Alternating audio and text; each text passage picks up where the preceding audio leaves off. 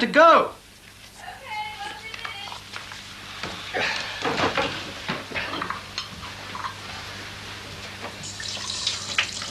Now, you really have to hurry.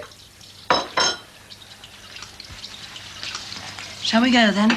Oh, right. Where's my coat? Got the keys? In the sitting room. Right, that's everything. Not nervous, are you? Oh, deep breath, old girl.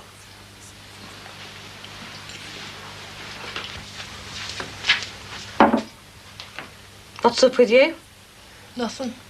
Just thinking. Makes a change. What about? Alan Partridge. Deciding to get married just like that.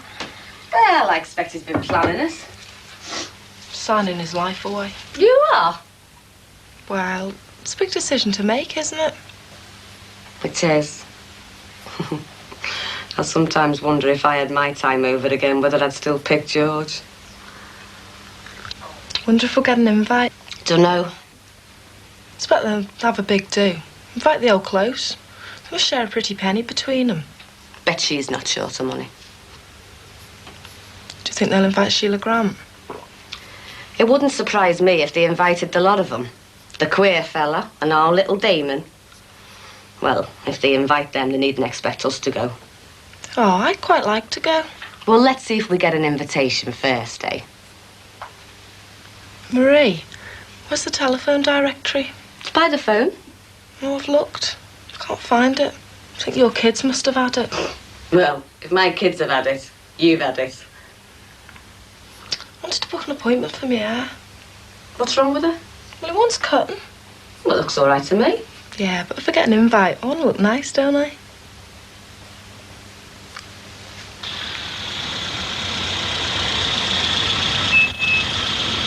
Right, here we are. Yes. Feeling up to it? Don't need all this fuss, Paul. You're dropping me here, picking me up again at lunchtime. It's all too much for you. It's no fuss. I'm pleased to do it. But honestly, seeing Michael's a waste of time. There's nothing wrong with me. Just run down, that's all. Now, you know it's more than that. I feel stupid. Perfectly all right. Let Michael decide that. Once you've seen him, had a talk, you'll feel reassured. I know, getting it out of my system. Now run along, you're going to be late. You're going to be late too. Oh, it doesn't matter about me. It's you I'm bothered about. Now off you go. I'll be back at 12. Give Michael my regards.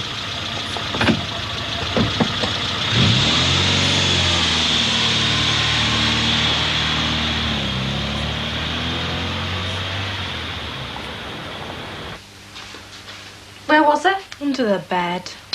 Those kids are mine. Everything they touch turns to disaster. Debonair. Oh, you're going to a fancy salon, are you? Those kids of yours been near this phone? Dunno why. Listen, It's buzzing. it's broken. Oh, well, that's great, that is. Morning. Morning. It's nearly dinner time. I am a little late this morning. Hey, do you get money docked for coming in an hour and a half late like we do? Now, let's not start with the animosity, Skelly. And he what? Oh, he's here, is he? That'll do, thank you. There's a surprise for you in your office. What sort of surprise? Come and look. What have you been up to? We haven't been up to anything.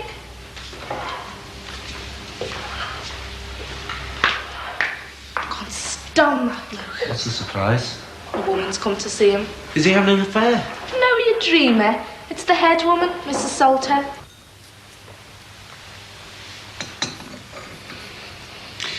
So how's Paul? Fine. He's still battling on. You know Paul. Lucy? Lucy's still Lucy, as strong and as self-willed as ever. Loving France and the French. What about Gordon? Oh, Gordon's going through the adolescent phase. Loud music, you know, that sort of thing. Yes, I know. So, no trouble with the family? What's the problem? With me? Who else? Well, nothing really. Nothing I can put my finger on. You don't feel, run down at all? Listless? Well, I just feel irritable. You know the sort of thing that the slightest thing irritates me. Like coming here today? To be honest, I didn't want to come. Turning your back on an old friend, is that it? No, of course not. Well, are you going to tell me, or do I have to twist your arm? Everything seems to be going well, Paul. Yes, no problems. Just a bit of a rush this morning. Had to take Anna to the doctor's, my wife. I just thought I'd pop in, have a look for myself. Yes, good idea. It's difficult for me to make a real assessment, though, isn't it? On surface appearance, I mean. Yes, absolutely. Oh, I'm sorry, Eileen. Have you had a drink? No, Would you like a coffee? I love one. I'll see what I can do. Marie? How's the old appetite? Oh, no trouble there. I'm eating very well. Good. It's just... Well, I feel all hyped up. That's what Gordon said. Hyped up. I'm nervous all the time. It's though I'm frightened something awful's going to happen. And you're not anxious about anything? Nothing in particular. Just the stress of living in 1984, is that it? Something like that. Do you get palpitations at all? Yes, I do often. When? When you're bending down and suddenly get up quickly? Yes, all the time. And when I'm lying in bed and I can't sleep, my heart racing away. You know what I mean? Oh, absolutely. Right, well, let's have a look, shall we? So come on, Paul. What's all this about? Yesterday? Oh, that's nothing. I've seen the lad involved this morning. The air's clear enough. So everything's back to normal, is it? No problems whatsoever? In that case, Well, actually, there was something I wanted to say. feel free. The problem's simple. I'm being asked to perform two functions which are mutually exclusive. You're employed to do one job, Paul, and that is to manage this centre. Well, that's not how it works in practice. Then how does it work? You tell me. On the one hand, I have to be responsible for the payment of overheads. Well, that's partly true. Well, that's wholly true, and you know it. Now, in order to pay the overheads, I have to place the emphasis on production. Not entirely. Well, let me finish. In order to do that, I have to get the trainees to operate as a productive workforce, to be efficient. Efficient by whose standards? By the standards determined to pay the overheads. These trainees? Not all of them by any means, but... Well, can't you see we're being asked to train kids and produce items? I'm sorry, but these two jobs do not go hand in hand as far as I can see. I can appreciate you're under a lot of pressure, and the supervisory staff. My advice, and it's sound advice, is to concentrate on the training skills of the kids on the scheme. If you pay the overheads, that's a bonus. And I'm saying that's not feasible. Look, Paul, I sit in the juvenile courts week after week. Believe you me, the training skills and the development of them as people is far more important. There's nothing really out of place, Annabelle. It's just the usual wear and tear. I'm losing weight, Michael. Don't know if you've noticed. I'm eating like a gannet, but I'm losing weight. I don't think that's anything significant, do you? It worries me. Doesn't it just tie in with being, what was it, hyped up? Nervous energy burning off your food? Oh, lots of people would be delighted to be in that situation. It's just your metabolism. You know what I'm thinking, don't you? Annabelle, I am sure that has nothing to do with it. Are you? Anna, listen. Are you sure, Michael? Annabelle. Oh, I'm sorry. Anna, I can't help it. what is the matter? I don't know. I feel awful. Oh, come along. The worst bit's over, isn't it? Come along. Don't mention this to Paul. No, of course not. It'll only upset him. Yes, indeed. I'm sorry. I was feeling so much better. Suddenly all I want to do is cry. Oh, that's all right. Just you go ahead and have a jolly good cry.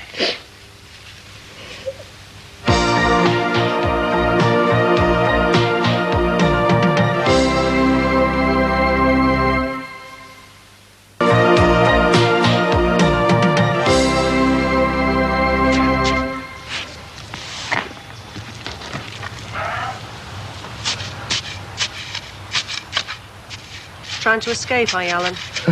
Escape? Digging an escape tunnel? Have you had second thoughts about your proposal? No, I've had no second thoughts. I'm just planting some crocuses. Oh. I'm trying to surprise Samantha. See, I'm going to plant them in such a way that when they bloom, they'll spell out, I love Sam. Wouldn't it just be easier to tell her? Oh, I'm going to tell her anyway. But you know what they say, actions speak louder than words. I suppose so. Hey, don't you tell her, will you? Oh, no. See, I've got it all worked out. If the weather's good, they should be in full bloom on the wedding day. Hey, love knows no boundaries. Not half. Where is the lucky girl? Oh, she's on the phone. Phoning friends and relatives? No, she's phoning her mother. Oh.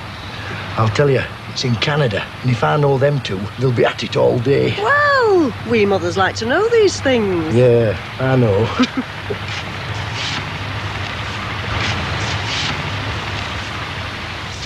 Me and Marie Jackson have had a terrible row, you know. Ah. I thought I could detect a hint of tension yesterday. She's had it in for us since their petrol went off, you know. But I'm not going to stand for it. Make me sick. It was horrible. Oh, it's like that, is it? I don't know who she thinks she is. It's not even her house. Well, can't you just kiss and make up? No, I'm afraid I'd have to walk past her if she was dying in the street. Oh, come on, Sheila. You don't mean that. Oh, I do, love. She's a witch, that woman. A witch. Michelle, What? will you do us a favour? No. It's to do with the phone. What do you want me to do? Mend it? What if our Petra tries to ring up? She won't. But what if she does? Look, she hasn't got in touch with us so far. She's not going to ring now, is she? She might, though. And then what'll she think when the phone's knackered and we won't be able to trace her? What do you want me to do? I'm not an electrician. Besides, I'm trying to pick a new hairstyle. You're looking at hairdos and the phone's at it. What do you want me to do? Nip over to the Collinses and ask them if you can use their phone to ring for the engineer. You go. I can't go out there. Sheila Grant's talking to Alan. So? I'm not going out. Not while that woman's there. Well, I'm not going. Michelle? Do your own dirty work. You've got to give them breathing space, Paul. Adolescents need breathing space. I had two of my own. That's completely different. Let's keep it amiable, Norman. If you'd supported me initially, we wouldn't be in this situation. Look, Paul, I'll support you when you're right, but in this case, you were wrong. I was only offering advice to the youth. I said hello to him this morning and received a load of sarcasm. That must have been a shattering experience for you. I don't see why I should take it. That's just the point. I mean, I'm not saying I like to spend all the hours God sends with this lot, but you've got to try and relate to them. How old are your children, Paul? Still at school? One is Gordon. And what's he going to do when he leaves? University? College? I don't know at the moment. You see, I believe the most important aspect of a scheme like this is to respond to the trainees' needs. I'm clearly aware of that. So why did you threaten to beat the lad up? I didn't threaten him. I was using psychology. He came for me and I called his bluff. Old army trick, eh? Oh, if you're willing to take his side against mine. It's not a question of taking sides. It's a matter of understanding. And I think this has arisen through a misunderstanding. Which is? That Paul felt the production aspect to be more important than the training aspect. And he's certain which is more important. I think so. That's all right, then. She's forgotten a broomstick. Oh, nasty, nasty. You haven't seen anything yet, love.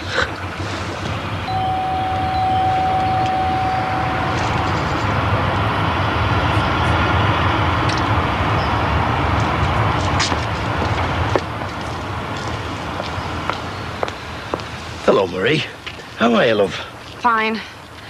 I'm sorry to butt in, but can I ask you a favour? Of course you can. Anything to help out one of the neighbours. Can I use your phone? Ours has had it, and, well, if Petra wanted to get in touch, you know. Oh, I can see no problem there. I'll see if Sam's come off it. She's talking to her mother in Canada. I was just telling Sheila, once she's on it, you can't get her off. I'll just be a second. Right.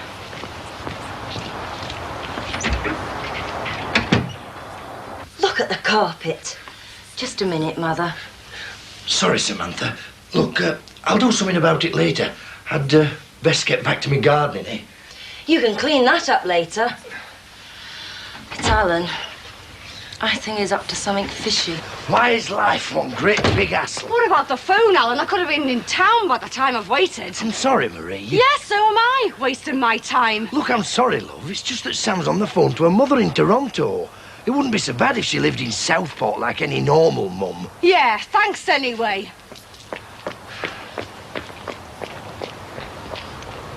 Marie? What now? Well, why don't you ask Sheila if you can use her phone? You wouldn't mind, would you, Sheila? I wouldn't ask her if she was the last woman on earth. Well, that suits me fine, lady. That suits me fine. Look, I was only trying to... Why don't you mind your own business, Alan Partridge? I was only acting as the UN.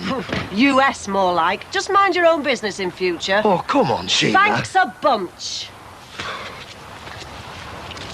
Oh, and Alan, Yeah? I hope it snows from now till the wedding.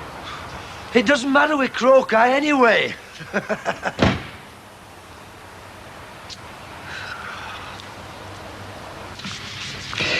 All right now?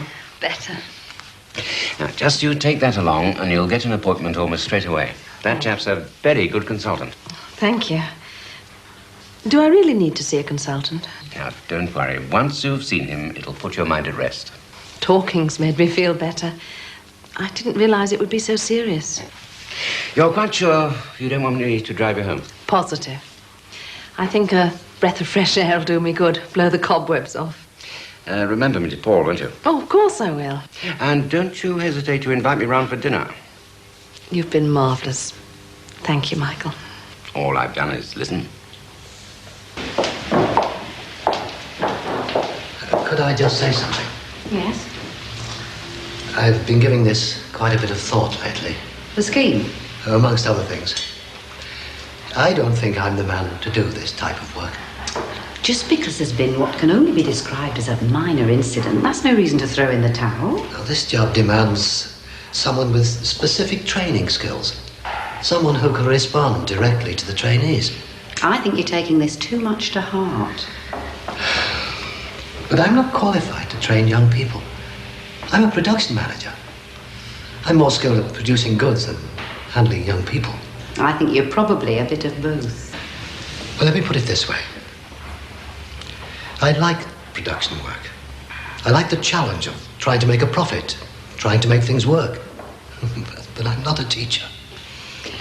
It's just a matter of rethinking a few things. Look, the last thing these kids want is to be reminded of school. Teachers. Your job is to act as an intermediary, a stepping stone between school and work. I don't want to do that sort of work, do you understand? I don't want to do it.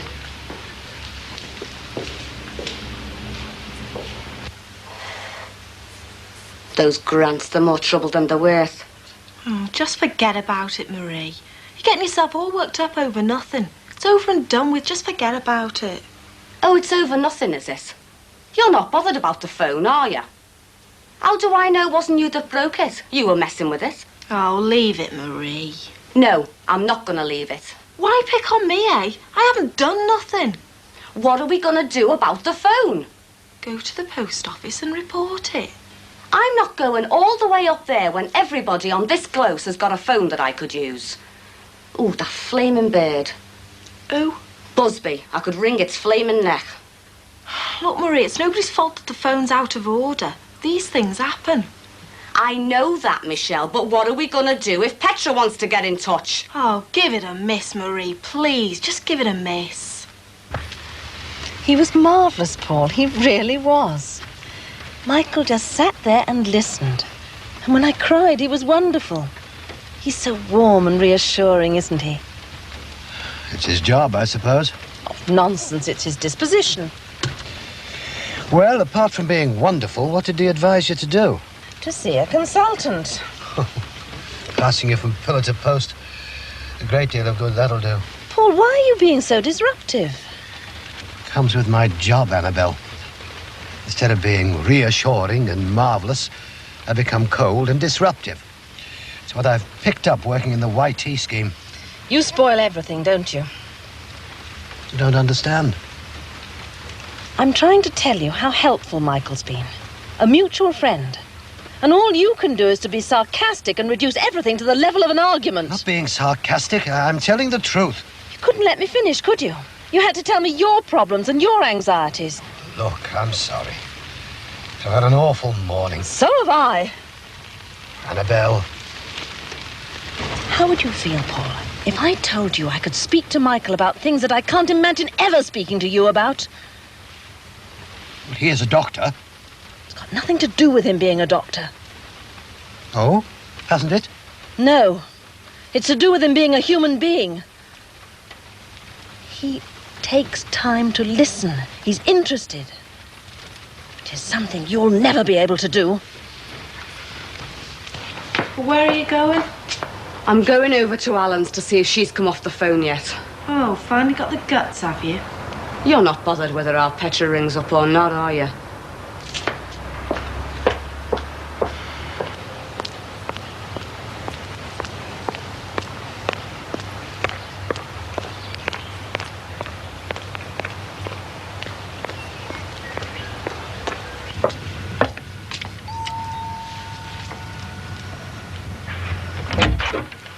I don't suppose... Sorry, love. She's still on it. You know how it is. Talking to a great auntie in Brum.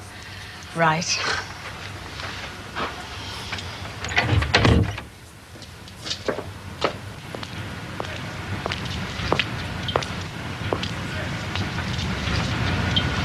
Look, I'm getting desperate. Can I use your phone? Not a chance.